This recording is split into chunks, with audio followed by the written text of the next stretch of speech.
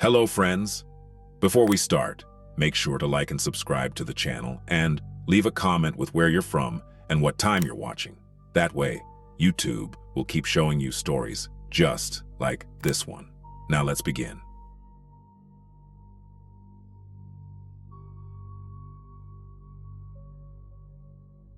Spring of 2019 was supposed to be the first clean breath I'd taken in years. The divorce had eaten me alive, mentally, financially, emotionally. After months of sleeping on my cousin's lumpy air mattress in her laundry room, I wanted nothing more than a place that was truly mine, somewhere quiet, somewhere that didn't feel like borrowed time. That's when I saw it, the listing for 1477 Ravenwood Lane, a 3-story Victorian with a wraparound porch built in 1894. Located just outside of Ashford, Oregon. It looked like something from a historical magazine. White siding, emerald shutters, a turret on the left side like a fairy tale tower. And the price. Half the neighborhood's average. Like, suspiciously half. But I was desperate, and desperate people make reckless decisions. My realtor, Alden Briggs, a 30-something guy who dressed like a Patagonia model and practically vibrated with ADHD energy, acted like he'd just won the lottery when I told him I wanted to see it. He didn't even joke or drag out small talk. He just said, "We should sign the papers before someone else grabs it." I should have known then.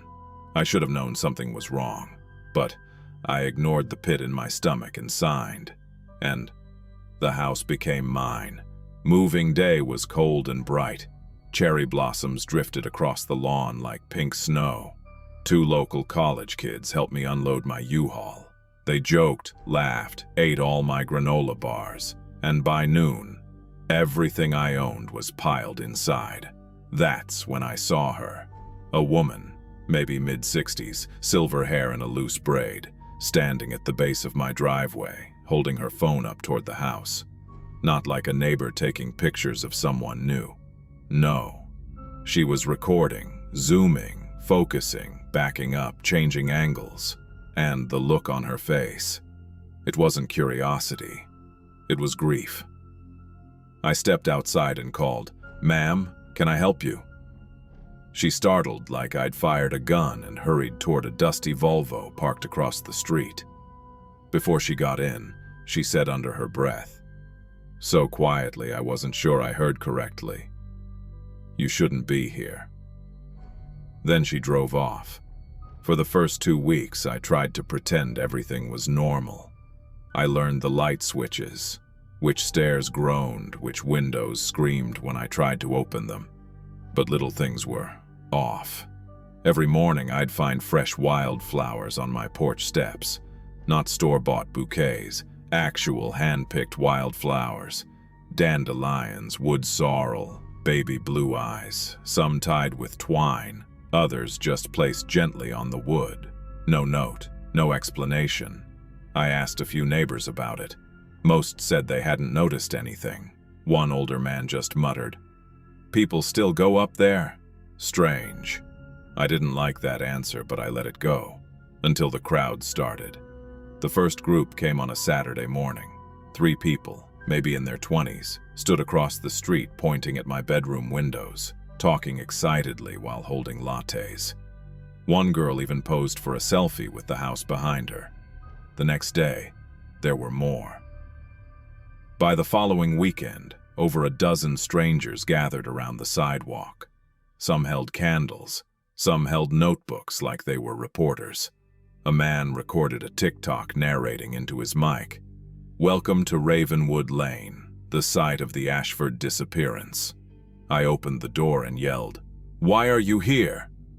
Most scattered, but one woman, a chubby brunette wearing bright red glasses, approached me cautiously and said, You don't know, do you?"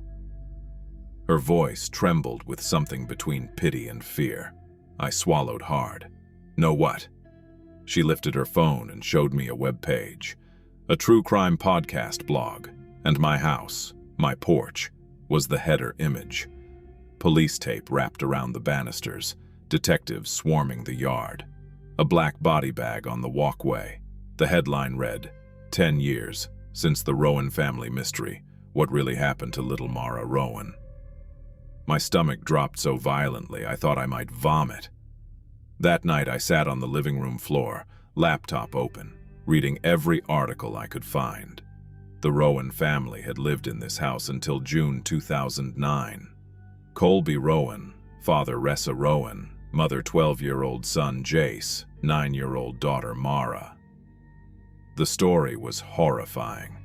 Colby had been a well-liked local contractor, quiet, friendly, the kind of dad who coached Little League. Ressa was a librarian at the elementary school. And then, one night, everything went to hell. Investigators found Ressa and Jace dead in the upstairs hallway. According to reports, they'd suffered multiple blunt force trauma. Colby was found in his workshop behind the house. Self-inflicted gunshot wound. But Mara, the youngest, was missing. Her bedroom window was open. A trail of muddy footprints led out into the yard and vanished. Police searched the area for months. Cadaver dogs, volunteers, drones. Even the National Guard helped comb the forest line. Nothing. The case went cold, and speculation spiraled. Some believed she ran away. Some believed Colby had hidden her body. Some believed someone else had taken her. Some believed she survived and simply never came back. But no evidence ever surfaced. The house sat vacant for years, gaining a reputation as the Ashford Disappearance House. No wonder it was cheap, and no wonder people kept showing up. After that night, everything in the house felt different. The shadows felt longer, the floors felt colder, the silence felt aware. My bedroom, her parents' bedroom, felt wrong. The emptiness in the hallway felt wrong, and Mara's old room, now my storage room, felt unbearably suffocating. But the worst part?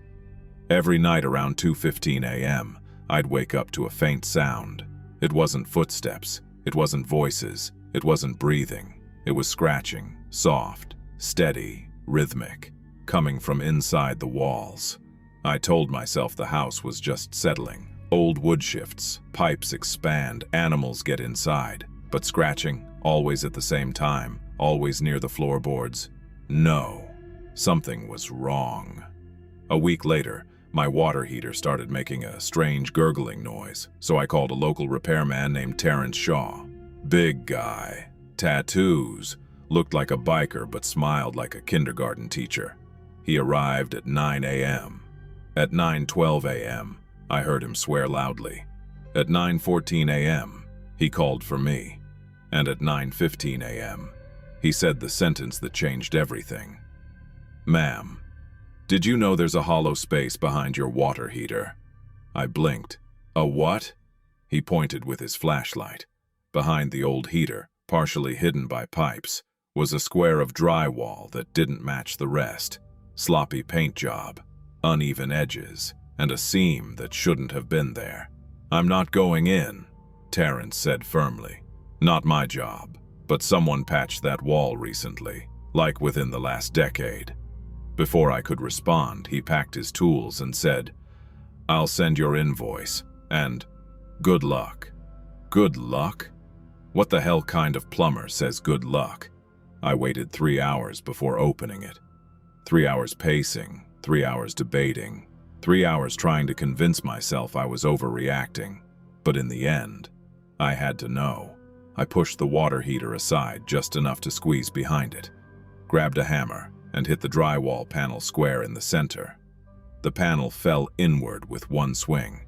Behind it was a dark, narrow space, 6 feet wide, 8 feet long, dirt floor, wooden beams supporting the foundation, and a smell. Not rot, not death, not mildew, something else. Old fear. My flashlight beam landed on the first object inside, a child-sized sleeping bag, blue with faded cartoon stars. My throat tightened. Then I saw empty juice pouches, granola bar wrappers, a plastic hair clip shaped like a butterfly, a tiny blue shoe, the kind sold at Target in 2009, and a pink notebook with glitter fading from years of moisture. I crawled inside before I realized what I was doing. Something in me needed answers, needed truth, needed closure that Ruby Rowan never got. The notebook's pages were warped, but some entries survived, and what I read chilled me to my bones. The handwriting belonged to a careful kid. Letters rounded, lines crooked, doodles in the margins. The entries started normal. Mom says I can start helping Jace with homework. Dad got mad today but said sorry later. I like the neighbor's dog. Then, Dad was yelling a lot today. Mom said we should stay in our rooms tonight. Jace found a space in the basement. It's a secret. He says it can be our fort. My hands shook as I turned the water-damaged pages. Then I reached the last entry, dated the night of the murders. Dad is acting scary again. He hit Mom. Jace tried to protect her. Dad hurt him too. I ran. I remembered the fort. I am hiding in the quiet place. Dad is calling me. I won't come out. I won't. Below that was a shaky drawing. A tunnel, leading away from the hidden room, toward the neighbor's property. My pulse pounded as I turned my flashlight toward the far wall. There it was. A hand-dug tunnel, narrow, collapsing, just big enough for a child. I called 911, shaking uncontrollably. Within an hour, police cars filled my street. Detectives, CSI vans, crime scene tape. Just like in the pictures from years ago. One detective, a woman named Karen Holt, handed me a blanket and escorted me outside while the team worked. After 6 hours, she approached me with eyes that carried 10 years of unsolved grief. "We found remains," she said softly. I felt the world tilt under me. Small bones, juice pouches, and part of a child's clothing. The tunnel collapsed before she reached the neighboring house. I covered my mouth. Tears blurred my vision. She tried to escape. "Yes," Karen whispered. "She almost made it." Neighbors gathered. Reporters arrived. The street turned into chaos, but all I could think about was the little girl who hid in the dark with her juice boxes, digging toward the only person she trusted, the neighbor who baked on Sundays. Mara died trying to reach safety, and no one found her until now. Until me. I stayed with my cousin for 5 weeks while the investigation continued. The case was officially closed. News coverage exploded. I received calls from every true crime documentary team imaginable. I declined every single one. All I wanted was peace. But the house was ruined for me. I returned only once, to gather my belongings and hand the keys back to the bank. They released me from the mortgage, without a fight.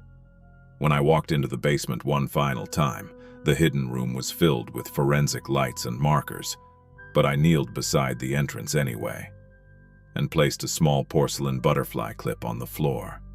Just something to say. "I'm sorry you were alone." 2 months later, a developer bought the property. They tore down the old Victorian quickly, removing every memory it held. A modern duplex stands there now. Bright, clean, cheerful. Kids ride bikes in the driveway. Sometimes when I drive by, I see toys scattered across the yard. Chalk drawings on the sidewalk, sprinklers running. Life. Beautiful, innocent life. And for a moment, I let myself believe Mara sees it too. That somewhere, somehow, she knows she wasn't forgotten. But other nights, quiet nights, I think of the scratching, the steady, rhythmic scratching. And I wonder if that house was trying to tell someone the truth for 10 long years, waiting for someone who would finally listen. Someone who would finally open the wall. Someone like me.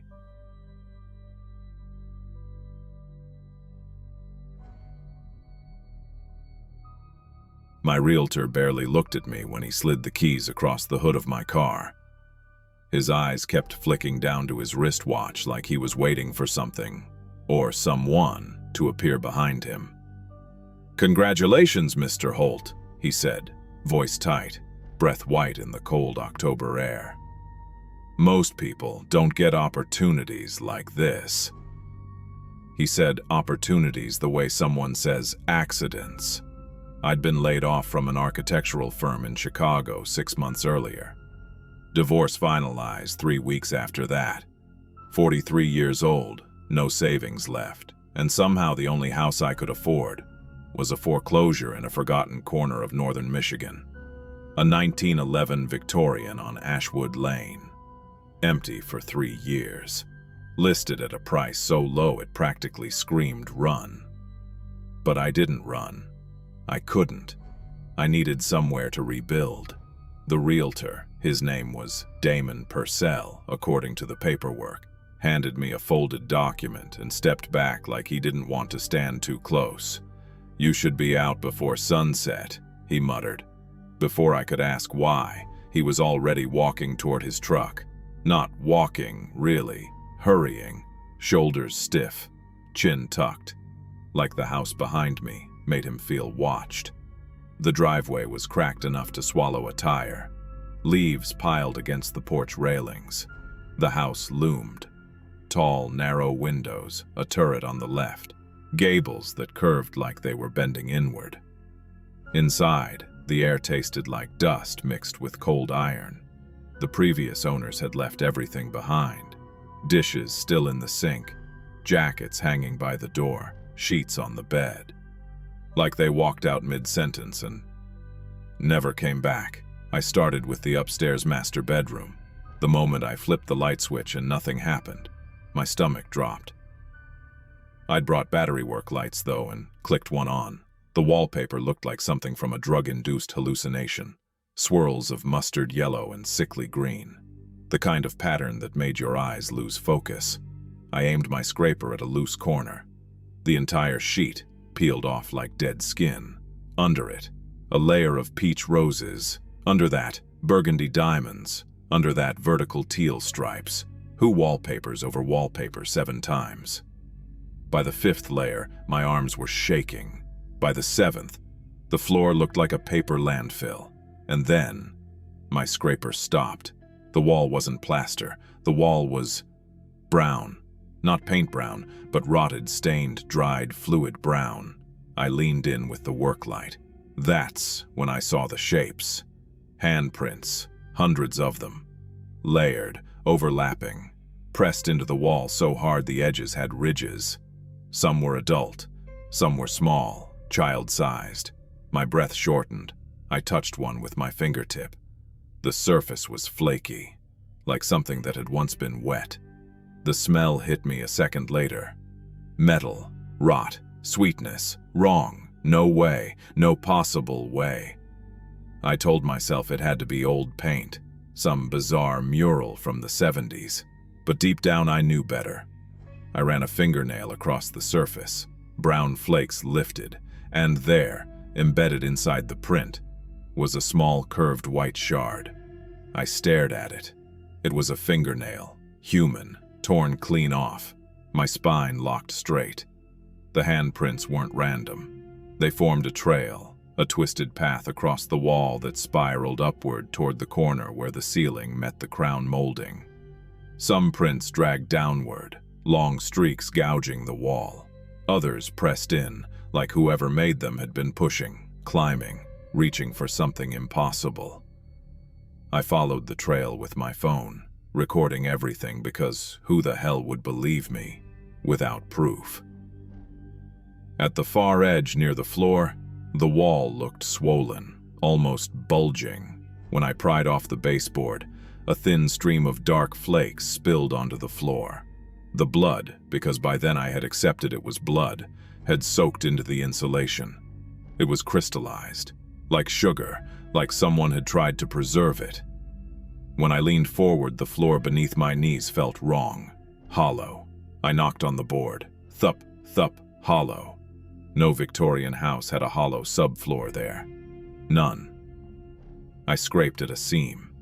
The wood was newer, maybe 10 years old. Someone had replaced it. My pulse hammered as I wedged the pry bar under the plank and pulled.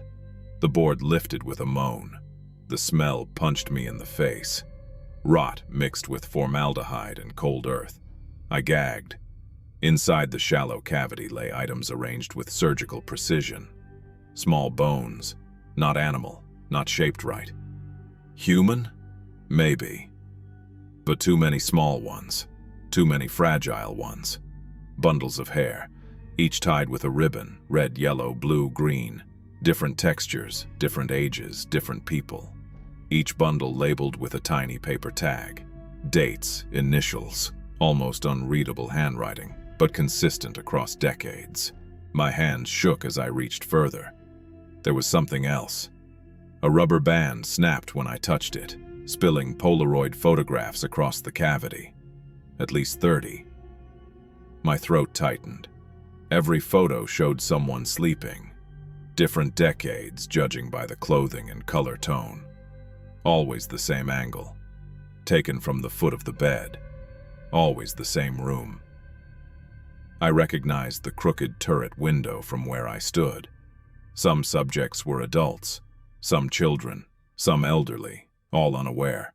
I flipped through the stack, each photo more recent than the last. 1991, 1992, 1993, 1994, 1995. Then I reached the bottom of the pile. My fingers froze. It was me. Sleeping in the motel I had stayed in the previous night. Same blanket, same dim lamp, same position I remembered falling asleep in. Someone had been inside my locked room. Someone who knew I was coming. A wave of cold rolled over me. I dropped the photo like it was burning my skin. My phone suddenly showed no service. Impossible. I had full bars an hour ago. The landline downstairs, I'd seen it during the walkthrough. I ran for the stairs, but then scratching. Not faint, not distant, below me. Inside the floor. Slow, deliberate, rhythmic. Scrape, pause, scrape. It wasn't a mouse, it wasn't pipes, it was a pattern. Like someone writing on a chalkboard. I froze. Then something moved under the loose boards. A pale shape, sliding just beneath the cracks. The scratching stopped. Then came breathing, wet, labored, like lungs filled with liquid. A hand, pale, thin, shaking, pushed up against the bottom of the boards, testing the weak spots. My vision blurred. Then the fingers curled, and pushed.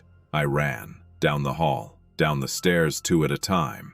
The house groaned around me. Wood shifting like something inside the walls was moving, not following me, tracking me. When I reached the front door, I grabbed the handle. It didn't move, not locked, jammed, like someone had hammered nails through it from the outside while I was upstairs. Behind me, something popped. The sound of wood splitting. I grabbed the hammer from my tool bag and sprinted to the living room window. 1 hit, 2. Glass shattered outward. Cold air rushed in. I started climbing through. Then froze. Footsteps, slow, dragging, coming from the hallway. I turned slowly, and there he was, the realtor. Except his clothes weren't the same. These were older, dusty, stained with something brown and dried. His face was thinner, too thin, cheekbones sharp like knives, and his eyes, black around the edges like the skin had been rubbed away. He lifted something in his hand, a Polaroid camera, the flash charging with a shrill rising pitch. A smile cracked across his face, showing too many teeth for one mouth. He whispered, "Hold still, Jonah." My name, my full name, like he'd been practicing it.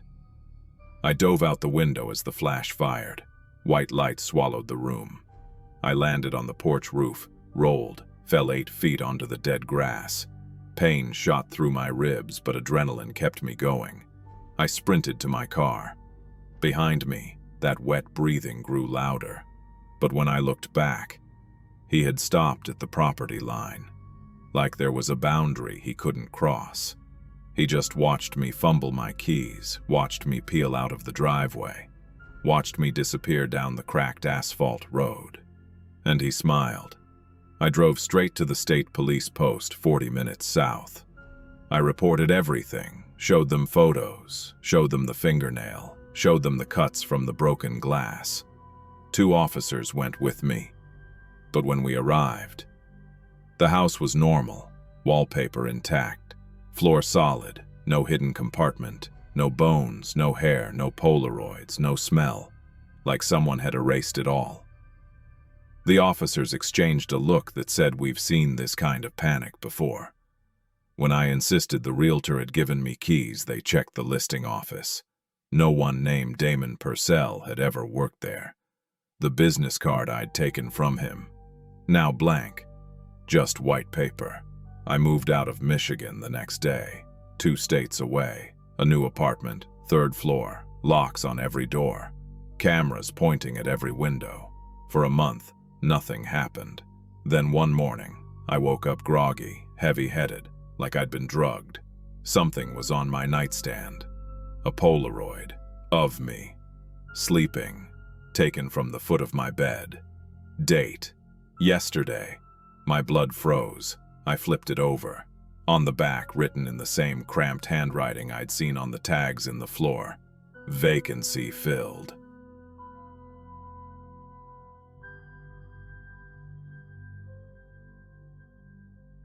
Everyone told me I was making a mistake when I bought the old Colonial on Ravenwood Lane, a quiet street tucked between the riverbanks and old mill houses outside Portland, Maine. And honestly, I can't blame them.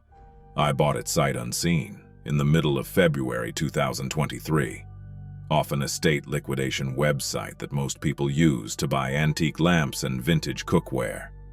Not full houses. But that winter, I was not exactly thinking clearly. I had just turned 30, just finalized a divorce that ended faster than anyone predicted, and after moving from Chicago to Maine for my job, I couldn't stomach the idea of spending my nights in another bland, echoing apartment with beige carpet and plastic light fixtures. I needed a project, something I could pour myself into, something that would keep me from hearing my own thoughts at night. So when I saw the listing, 1904 Colonial Revival, original structure, wraparound porch, interior untouched for 70 years, I felt something in my chest shift. The pictures showed bowed ceilings, a staircase leaning like an old man with back pain, wallpaper so bubbled it looked alive, a fireplace sealed with plywood, and a backyard choked with blackberry vines. But the bones, oh, the bones were beautiful. The kind of house that looked tired, not ruined, like it could come back to life if someone loved it enough. My older cousin Alden, a structural engineer from Boston, drove up the weekend I moved in. He took one look at the place, ran a hand over his shaved head, and muttered, "Elias, you didn't just buy a project, you bought a confession." I laughed it off at the time. God, if only I'd listened. The first room I tackled was the front sitting room, a narrow rectangle with tall windows and a sealed fireplace that looked like someone nailed a piece of plywood over it in a panic. The nails were bent at weird angles, hammered fast and sloppy. I remember thinking, who boards up a fireplace like they're trying to keep something inside? Saturday morning, March 11th. That was the first day things started to go wrong. A cold draft moved through the sitting room, even though all the windows were shut. The air smelled faintly like old ash-damp stone. And something else, something dry and stale. I pried off the plywood first, then the metal grate behind it, then layers, decades, of badly done repairs. Behind all that was brickwork so irregular and mismatched that even I could tell something was off.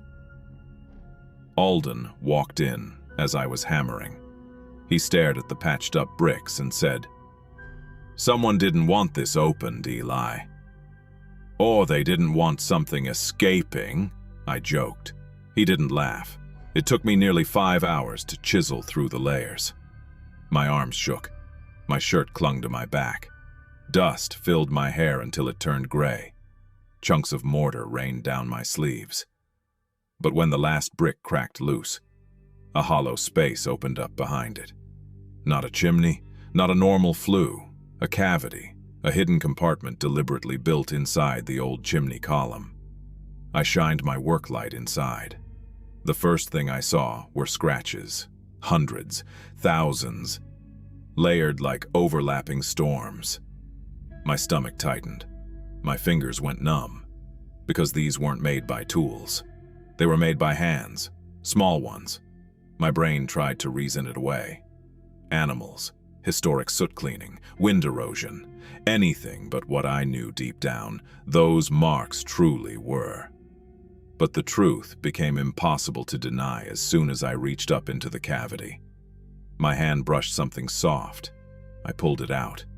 A small leather shoe fell to the floor. Not modern, not even mid-century. Something from the early 1900s. Stiff, cracked, barely preserved, but unmistakable. A child's ankle boot. I froze, then reached again. Another shoe, then another, then a fourth. 7 shoes total, each a different size, none of them forming pairs, and all of them arranged in a neat, intentional pattern at the back of the cavity. My breathing became shallow. My head throbbed. I lifted the light higher into the space. That's when I saw the teeth, scattered across the stone floor like someone had dropped a jar of them. Some pearly white, some yellow with age, a few cracked through the center. And wedged between the old bricks were tiny fingernails, brittle and curled like petals of dead flowers. The smell hit next. Dry rot, metallic dust, and a faint sweetness like something long dead. My stomach lurched. I backed down the ladder so fast I nearly fell. My legs shook violently. My chest tightened. I didn't even think. I called Alden. He thought I was joking at first, until I sent him the photos. He arrived 15 minutes later, out of breath, eyes wide. He climbed up the ladder, looked inside, and turned gray. I had never seen him afraid before, but he climbed back down without a word, then said something I'll never forget. "Eli, nobody seals up a place like that unless something terrible happened. We didn't call the police right away, because everything looked old, historic, not fresh, not recent. We needed answers first. So we drove to the Portland Historical Registry, then the state archives, digging through old property records, newspaper clippings, death certificates, missing children bulletins, inspection logs. Hours went by. Coffee cups piled up. The sun dipped behind the city skyline. At 8:42 p.m., Alden found it. A headline from 1910 printed in faded ink. Local chimney sweeper, questioned in child disappearances. The sweeper's name was Orrin Dunlade, a name I had never heard in my life. The article explained that chimney work back then was often done by children, something that had been outlawed but still persisted in poor regions. Orrin was accused of forcing kids to climb interior flues of older homes, using them like living tools. 3 children disappeared that year. 2 boys and 1 girl. A witness told police that kids entering chimneys Dunlade serviced often came out. Bruised, ash-covered, terrified, or not at all. It got worse, so much worse. A later article from 1912 mentioned that several homes serviced by Dunlade had sealed flues discovered decades later, some containing child-sized biological remnants. And under the list of houses, Ravenwood Lane, property number 142. My house. My stomach dropped. Alden whispered, "He used your house, Eli. He used this house." We drove back to Ravenwood Lane in silence. The house felt different when we walked in. Heavier, still, like it was holding its breath. Every board creaked. Every shadow looked sharper. The cavity in the chimney still gaped open. a black mouth in the center of the room. I couldn't stop staring at it. At 2:13 a.m., while Alden slept on the couch, I sat in the armchair across from the fireplace, unable to look away. The draft grew colder. I swear the temperature dropped 10 degrees in minutes. And then it happened. A faint scratching sound, slow, deliberate, from inside the chimney walls. I froze. The scratching grew louder, faster, like tiny nails dragging across brick. I covered my ears, but I could still hear it, the sound vibrating in my bones. Then a faint voice, not a full voice, not words, just a breathy, broken whisper. Up, up. I bolted off the chair, backing into the wall. My chest seized, my throat tightened. I wanted to scream for Alden, but couldn't make a sound. The scratching continued for nearly a minute, then suddenly stopped. Silence. Deep. Total. Wrong. I stayed awake until dawn, shaking violently. Eyes locked on the dark opening. The next morning, Alden insisted on sealing the fireplace again until we figured out what to do. I agreed. But first, I needed to look one more time, for proof, for closure, for something real to hold on to. I lifted the work light again, shining deep into the cavity, and I froze, because something had changed overnight. The message, scratched into the back wall, faint and almost illegible when I first saw it, was now deeper, clearer, fresh. The old mark said, "We climb." Now under it, a second line appeared, carved so deep, the brick crumbled at the edges. It read, "He returns." My hands went cold, my mouth went dry, because the dust patterns below the words were disturbed. The debris had shifted. Some of the teeth had rolled into new positions. That meant only one thing. Someone, or something, had been in the cavity during the night. Alden and I returned to the archives that afternoon. We needed to know who Orrin Dunlade really was. The more we uncovered, the worse it got. Old headlines described him as reclusive, unstable, deeply religious, obsessed with purity through ascent. He had grown up in a bizarre sect that believed children were born closer to heaven. They believed climbing, chimneys, roofs, trees, was a way for children to rise toward spiritual cleanliness. Dunlade twisted that belief into something monstrous. He forced kids to climb the narrow walls of chimneys, scraping them raw. Some suffocated, some fell, some were trapped by bricks he sealed behind them. And Orrin always claimed, the children climbed to meet the light.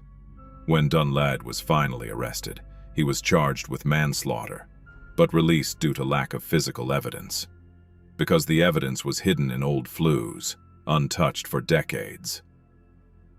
The last article about him was from 1914. Orrin Dunlade dies in asylum fire. Witnesses report delusional, screaming about children in walls. Yet, someone carved "He returns" in my chimney. Someone, or something, was still here. I should have left the house. I should have walked out and never come back.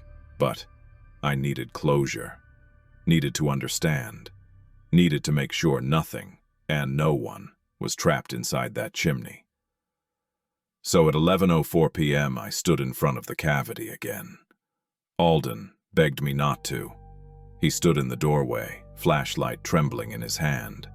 I leaned into the darkness. The air smelled colder, older, like the breath of something long buried. Then, a small object rolled out of the cavity and landed at my feet. A tooth, fresh, white, not yellowed with age. Alden gagged. I staggered backward. Scratch, scratch, scratch. The sound rushed up the chimney walls, frantic, desperate, rising like something was climbing fast. Then I heard it. A voice. Not a child. A man, dry, hoarse, ragged with age, whispering from deep inside the walls. "Climb, little ones. The light is waiting," I screamed. Alden dragged me backward as the cavity walls shook violently, dust exploding out, teeth spilling across the floor like hailstones. And just before we fled through the doorway, I saw a pale hand press out of the darkness. Long fingers, jagged nails, dragging down the brick, leaving bloody streaks. We called the police, then the State Investigation Unit, then Historical Forensics. They spent 3 weeks dismantling the chimney shaft brick by brick. Inside, they found remains of 5 children, scratches consistent with attempted climbing, fabric scraps from early 1900s, clothing bone dust embedded in mortar, a narrow vertical passage too tight for an adult, and at the very top, a second sealed chamber containing what was left of Orrin Dunlade. According to investigators, he had blocked himself inside decades ago, believing the children would carry him upward in death. The chimney cavity was officially classified as a site of historical child labor abuse. The house was condemned, legally demolished, the land fenced off. I moved to a new apartment on the other side of Portland. But some nights, when the heat turns on, when the vents crackle in the walls, I swear I hear it again. Tiny fingernails, scratching, trying to climb.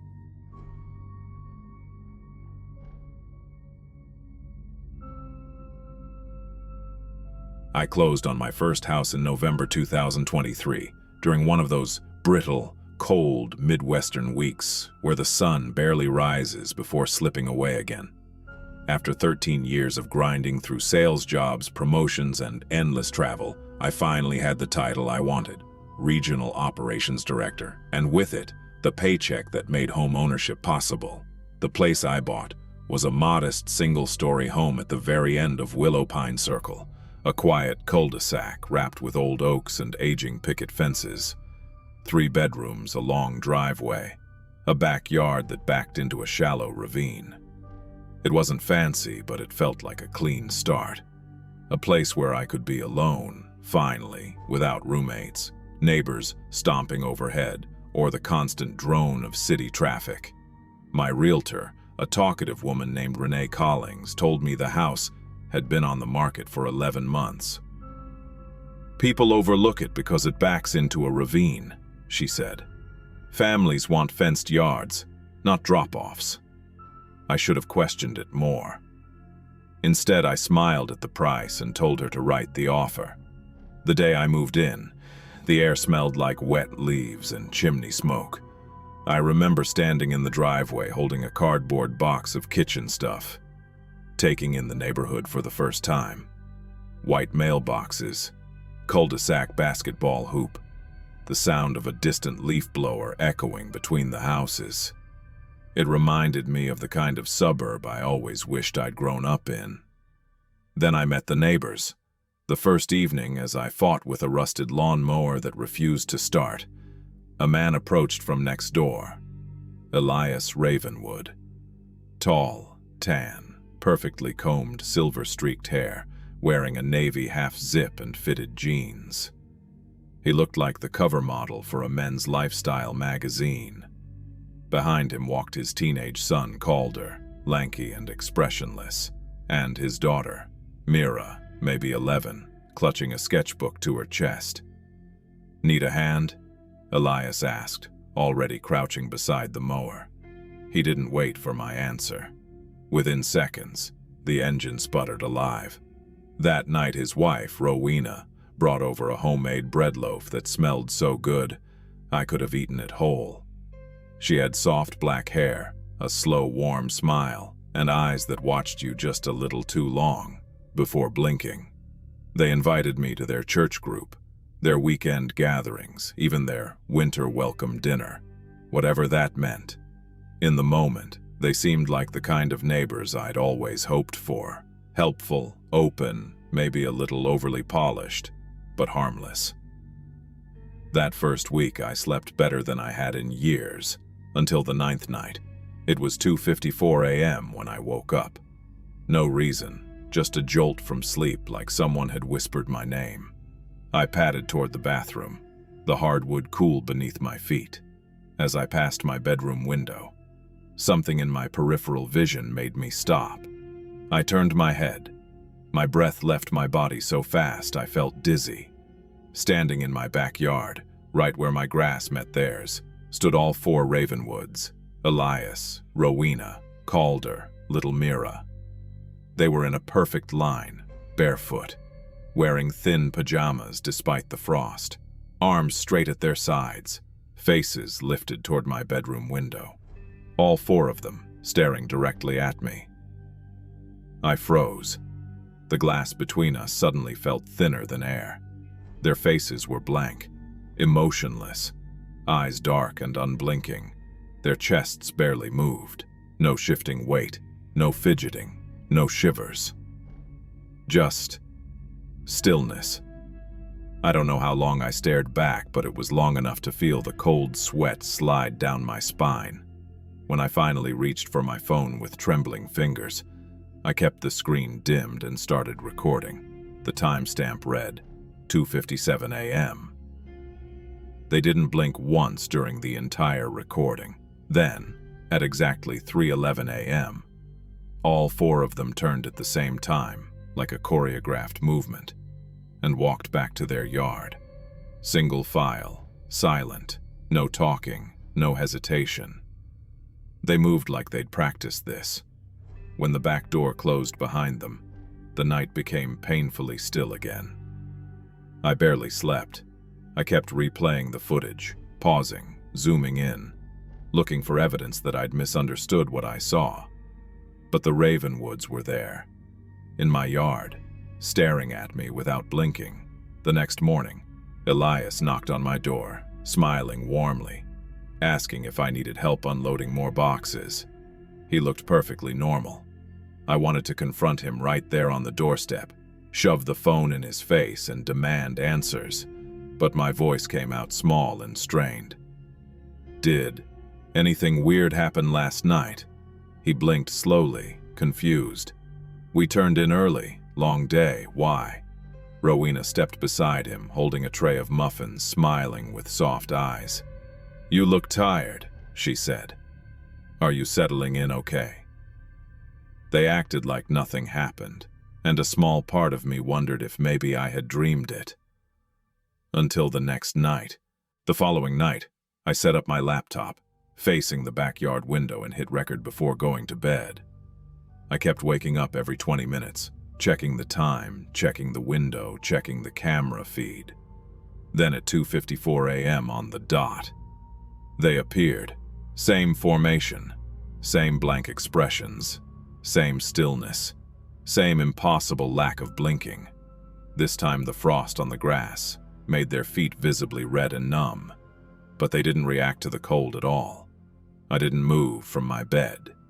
I watched the screen with my heart in my throat. At 3:11 a.m., they turned, single file, walked home, door closed, night silent. For the next 6 nights, the same thing happened at precisely the same minute. Every night, 2:54, a perfect line, 18 minutes of total stillness, then gone. During the day, they were warm, kind, helpful, almost aggressively normal. It felt like I was living next to two entirely different families. On the 8th night, I decided to break the cycle. I booked a hotel 10 miles away, left all my cameras running. I couldn't shake this pounding feeling in my chest that something terrible would happen if I stayed. So I didn't. Around 2:45 a.m., I opened my camera app. The backyard feed showed nothing at first. Then at 2:54, the Ravenwoods walked into frame. I expected that.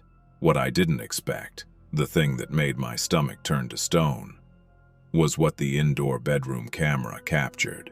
Behind the Ravenwoods, while they stared at my empty bedroom window, 3 shapes appeared inside my house. Not shadows, not reflections.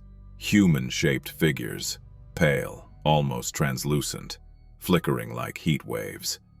They moved slowly, their forms bending and warping slightly with every step, as if struggling to stay solid. All 3 had their faces pressed to the inside of my window, staring out at the Ravenwoods. Not me, them. It was like watching two groups that could see each other through dimensions, but only when I wasn't there.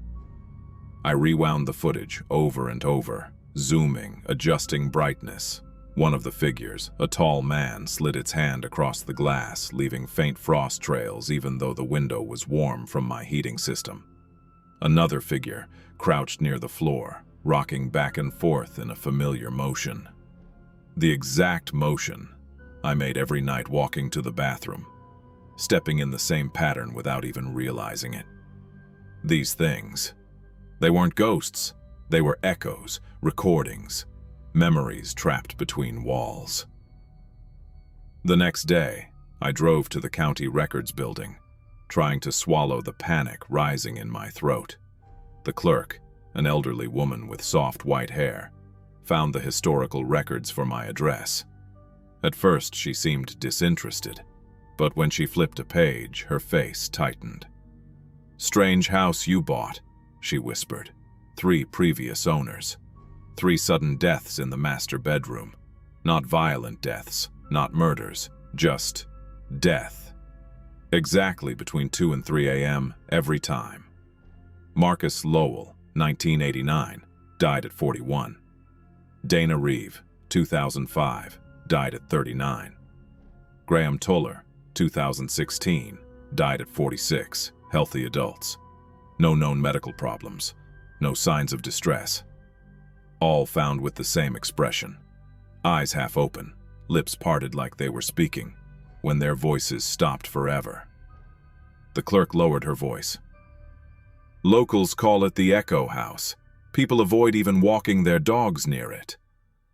I asked about the Ravenwoods. She frowned. "They've been there since '88, she said. "Never moved, never missed a payment, never filed a police call. They're as clean as families come. Clean. Too clean." That evening, as the sun went down, I sat in my car at the end of the street, trying to work up the courage to drive home and pack my things. I didn't notice Calder until he tapped lightly on my window. I flinched so hard I nearly hit my head on the roof. "Everything okay?" he asked, voice flat but polite. His eyes were dark, not lifeless, but waiting. I mumbled something about work stress. Calder nodded, then tilted his head slightly. "You haven't been sleeping at home," he said. Not asked, stated. My throat tightened. "How did you know that?"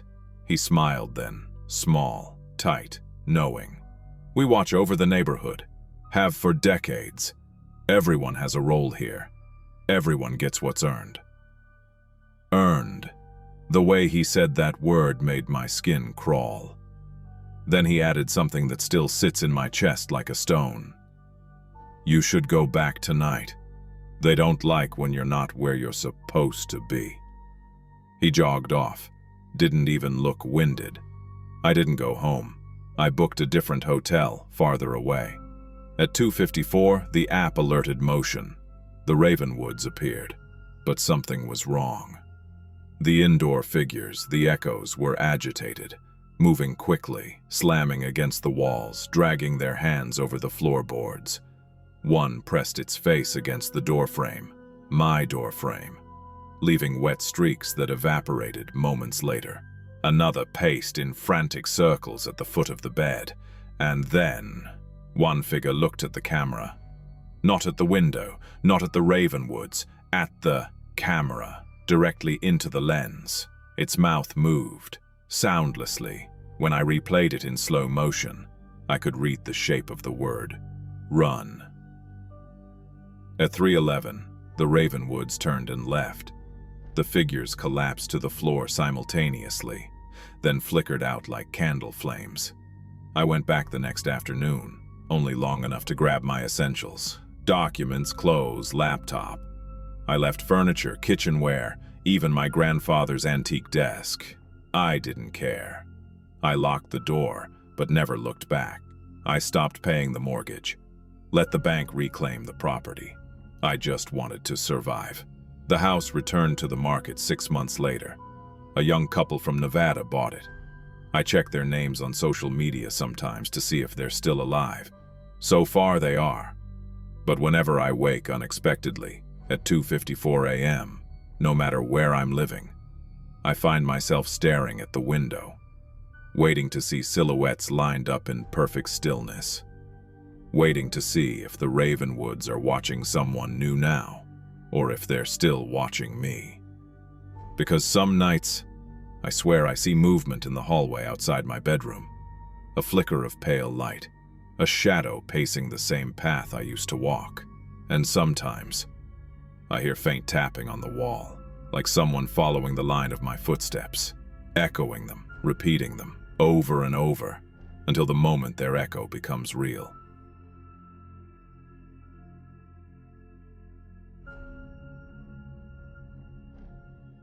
When I finally managed to save enough after years of scrimping and late-night coding, I never thought that buying a house in 2016 would be this easy, or this terrifying.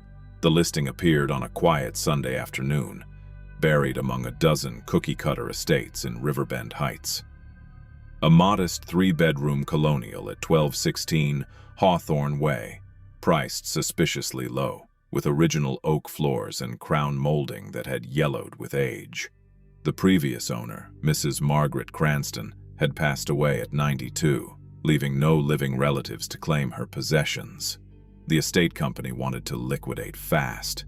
I called my agent, a perky woman named Nadine, who almost squealed when I mentioned the price. "It's a steal," she said. "You have to see it before someone else snatches it." By Thursday, I had the keys. By Friday, I moved in with my aging tabby Rufus, a couple of cardboard boxes, and a thrift store mattress. The neighborhood was the kind that seemed sleepy without trying, with maple-lined streets and old-fashioned street lamps that flickered gently at night. Folks waved when they walked by, but nobody lingered. I liked that anonymity. Working remotely as a software engineer, my days became an endless loop of coffee, coding, and Zoom meetings. The house was charming, but it carried a subtle heaviness, like it remembered everyone who had ever lived there. I shrugged it off. New chapter, new life. 4 days after moving in, I found my first note. I'd rolled out of bed around 6:30 a.m., still groggy, heading toward the kitchen when a small rectangle of torn notebook paper caught my eye on the hallway floor. The edges were jagged and the pencil scrawl wobbled across the page. "You changed the kitchen." Nothing else. No signature, no hint of who had left it. My stomach sank. Of course I had changed the kitchen.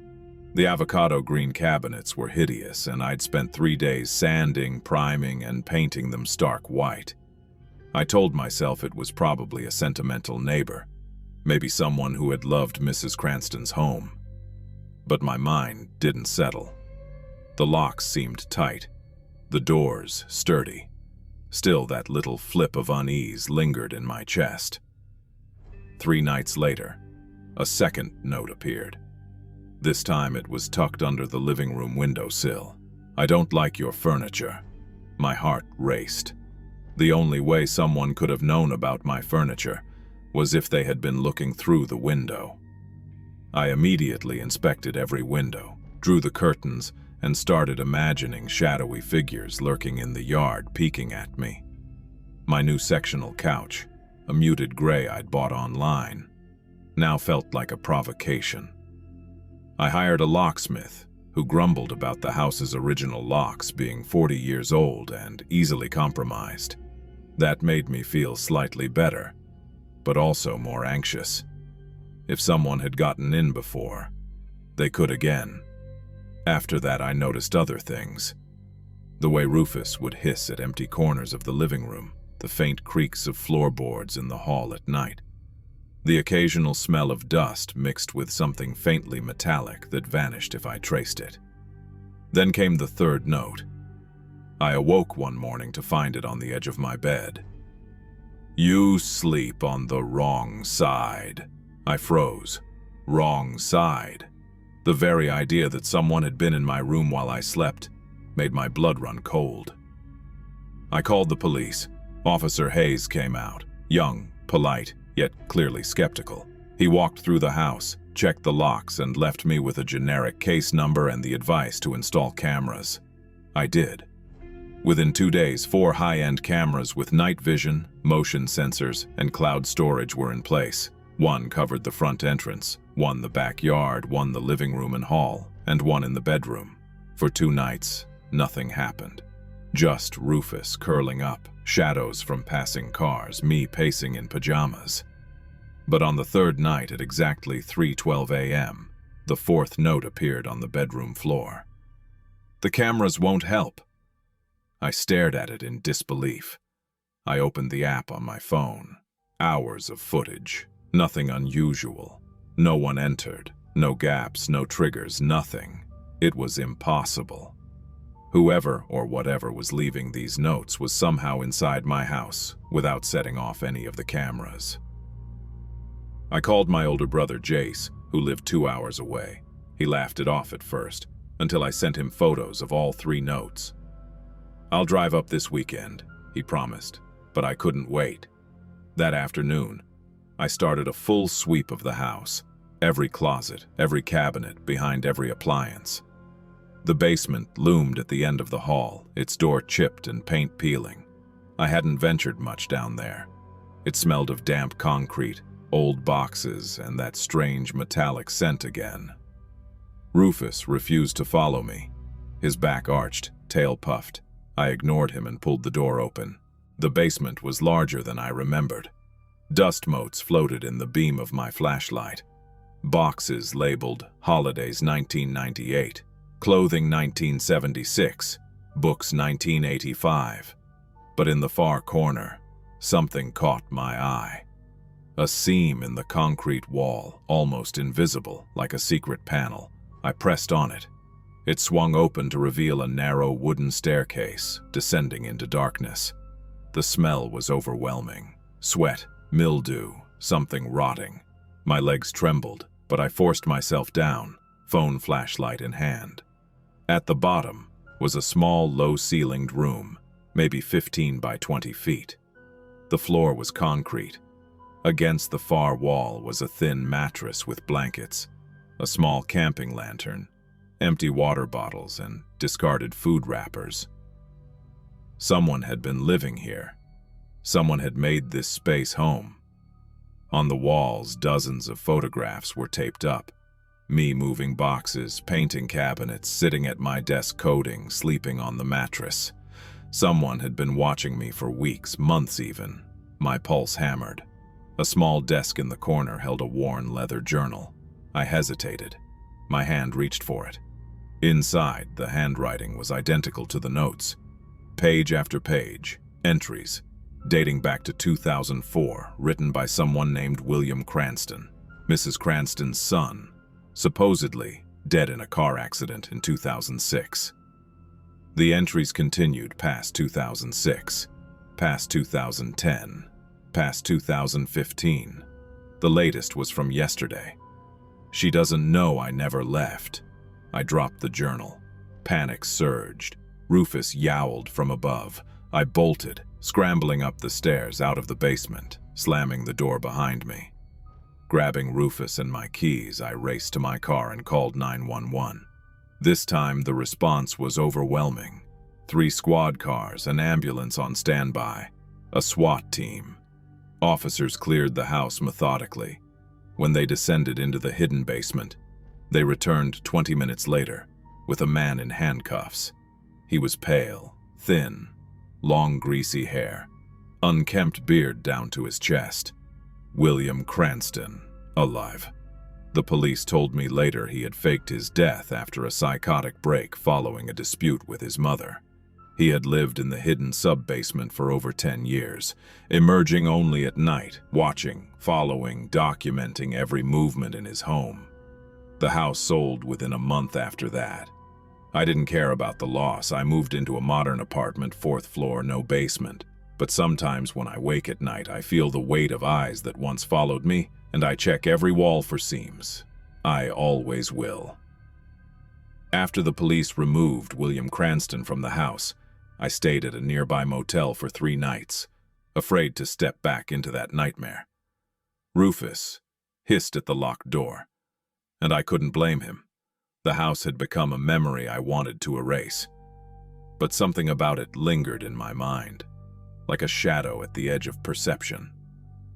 Curiosity, however, is a dangerous thing. I couldn't resist. After the sale closed, I returned once to the property while the new owners were at work, just to take a last look. The house sat quiet, almost smug in its new emptiness. No notes, no whispering shadows, just the tall oaks, the sun catching the peeling paint on the porch. But as I stood there, I realized I had never fully understood how much William had lived alongside me. The journals revealed more than I had noticed the first time. He had been meticulous, documenting not just my life but the habits of every estate sale worker who had entered the house. He kept notes on deliverymen, neighbors, even police patrols. Every human interaction cataloged, every day marked in painstaking detail. There was something almost ritualistic in the way he had observed. A life devoted entirely to watching, controlling, documenting. I found out later from the authorities that he had adapted the basement into a fully functional living space over the years. A tiny kitchenette hidden behind a false wall, shelves built into the beams for storage, even a small ventilation system that let him hear everything in the main floor without being detected. Cameras and sensors would never have caught him, because he moved with the patience and precision of someone who had done this for over a decade. Sleep remained a stranger to me for weeks. Every time I closed my eyes, I saw the small hidden door at the far corner of the basement. Imagined it swinging open. Imagined the shadow of him watching. I replayed the footage I had captured on my cameras over and over, checking for anomalies, for signs I had missed. Every time, I could feel his presence in the corners of my vision. I began leaving lights on, checking locks obsessively, even checking the vents. One night around 2:37 a.m., I dreamed I was back in the house. The basement door was open, the air thick with the smell of damp concrete and unwashed clothes. William sat in his corner, scribbling in a notebook as I watched helplessly. I could hear my own breathing, feel Rufus hissing at the edge of the mattress.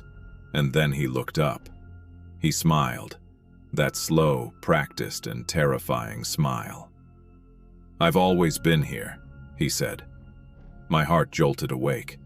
The dream left me trembling for hours. I realized that William Cranston hadn't just been living in the house. He had embedded himself into the very experience of it. He had turned it into his domain, and every move I made, every renovation, every rearrangement, every simple, mundane moment had been cataloged for decades. Despite the sale, the house felt alive in memory. I followed the new owner's progress online. Photos of freshly painted walls, new appliances, a vibrant green lawn. And I felt a mix of relief and dread. Relief that I wasn't there anymore. Dread, because I knew the house had a rhythm, a memory, and even if William was gone, that rhythm persisted.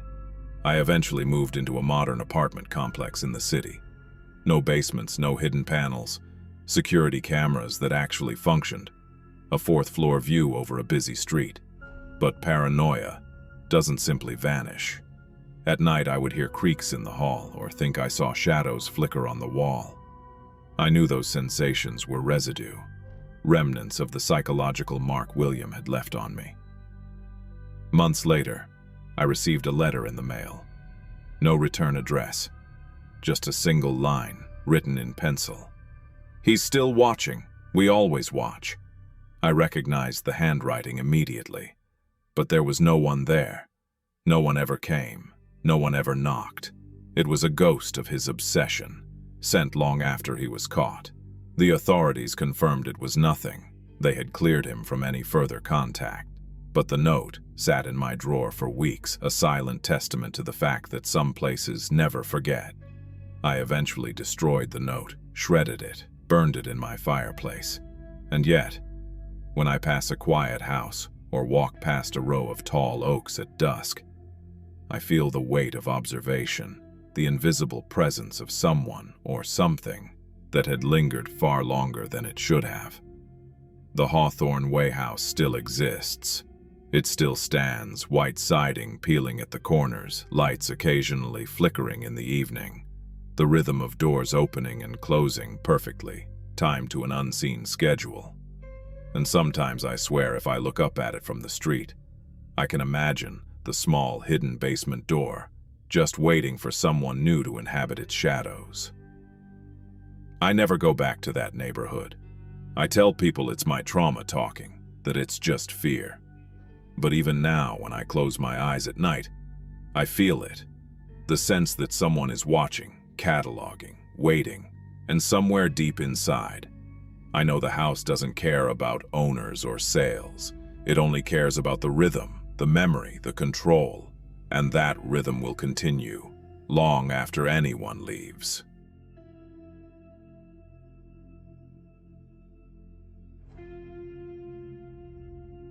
The auctioneer's gavel slammed against the podium at $62,500.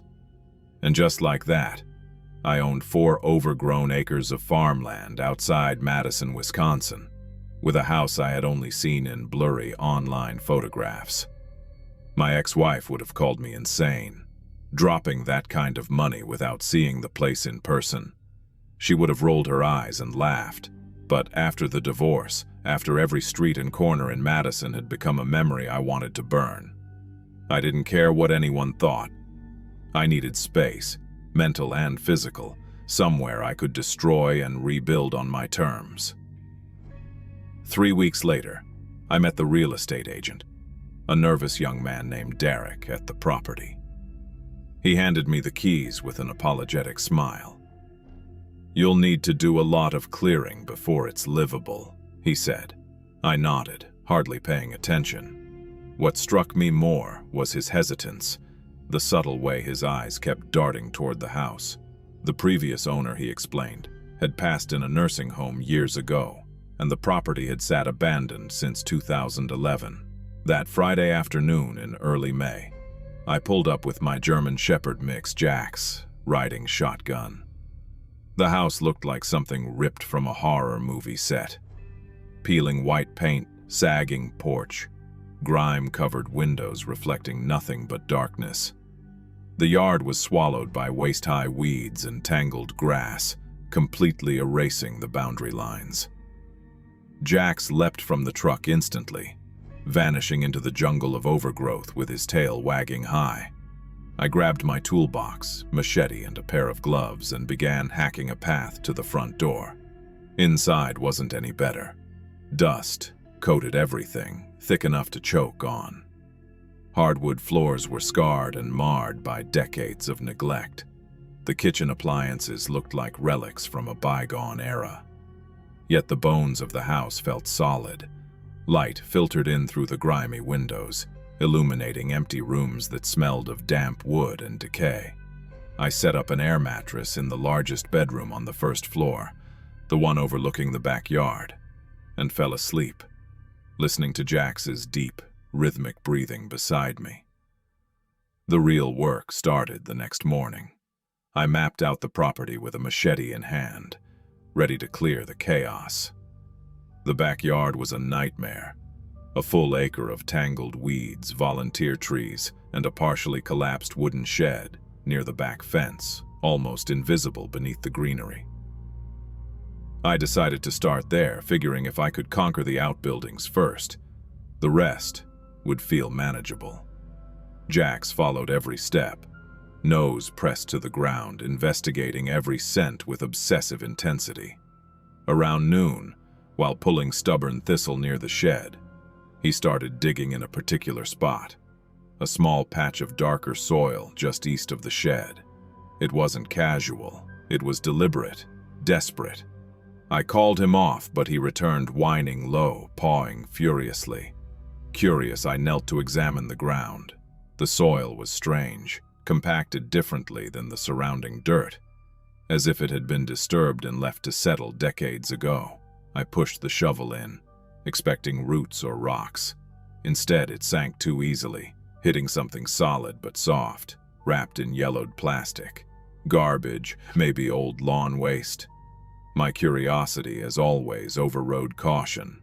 I dug further. The plastic became more distinct, covering something large and unmistakably shaped. Then the smell hit me. A faint, sickly sweetness of decay that made my stomach twist. I froze. Jack sat a few feet away, ears pinned back, watching me. I called 911 with trembling hands, my voice steadier than I felt. Police arrived within half an hour, transforming my yard into a full crime scene. Evidence markers, forensic teams, yellow tape. I sat on the porch, Jack's at my feet, watching as decades of secrecy were peeled away from the earth. Detective Roswell, a heavy-set woman in her 50s with streaks of gray in her hair, took control of the scene. After examining the partially uncovered remains, she confirmed they were human, mostly skeletal, wrapped in plastic and buried about 3 feet deep. Personal items, including a driver's license from 1984, identified the victim as Leonard Hayes. No missing person reports, no family inquiries. Leonard had disappeared and no one had noticed or cared. The previous owner, a man named Alfred Marston, had died years earlier in a nursing home, leaving the property abandoned. Theories swirled in my head. Had Alfred buried Leonard? Had someone else? Detective Roswell admitted that without witnesses or leads, the case would likely go cold. I spent hours on my porch staring at the filled-in hole near the shed. 10 days later, a plain white envelope appeared in my mailbox. No return address, my name neatly written in blue ink. Inside, a single sheet of lined paper read, "He begged for 3 hours before the hammer fell. You sleep 8 feet from where I ended it. The closet in your bedroom still holds the stain beneath the carpet. Look behind the north baseboard." My hands went numb. The words blurred as I read them repeatedly. Someone knew. Someone had been obsessively guarding this secret for decades. I walked inside, Jax trailing silently. I examined every inch of the carpet. The old beige shag, likely original from the 70s. Then running my hands along the baseboard on the north wall. I felt it, slightly loose. A screwdriver pried it away, revealing stained floorboards. Dark brown, deeply soaked into the wood grain. My stomach turned. I called Detective Roswell immediately, reading her the letter. She instructed me to stay inside until deputies arrived. When they did, they photographed the floorboards, collected the letter as evidence, and suggested installing security cameras. 4 days later, a second envelope arrived while I sat in the living room. Inside, another handwritten letter and 3 Polaroid photos. My bedroom, captured from within the closet. One photo even showed me asleep in bed, Jax beside me. Someone had been standing there, watching. I moved into a Madison motel immediately, Jax at my side. The police patrolled hourly, but the letters had a psychological effect. No patrol could counter. The handwriting matched both notes, precise, deliberate, patient. A criminal psychologist consulted by Roswell suggested the writer was either the perpetrator or someone intimately connected to the crime, fixating on me because I had unearthed their long-held secret. Weeks later, a retired postal worker contacted authorities after seeing news coverage. She recalled Alfred Marston's nephew, Colin Marston, living with him intermittently in the 80s. Colin had a history of stalking, obsessive behavior, and had been obsessed with the property. Day passes from his care facility coincided with the timing of the letters. A search of his room revealed newspaper clippings, satellite images of my house, and a camera loaded with Polaroid film. Colin didn't confess outright, but spoke cryptically about maintaining what Alfred left behind and how my presence disturbed it. Day passes were revoked, and he was moved to a more secure facility. But Leonard Hayes' murder remained unsolved, cold and distant. I sold the property at a loss to a young couple planning to demolish the house entirely. I moved to a secure apartment on 3rd floor, neighbors on all sides, cameras in every hallway. Jax adjusted faster than I did. I still sleep with my closet door open, motion sensor lights on, and my eyes twitch toward every mailbox that creaks open. Somewhere in Wisconsin, a secret remained buried. Somewhere, someone had watched, and somewhere the house itself, even empty, seemed to hold a memory of it all.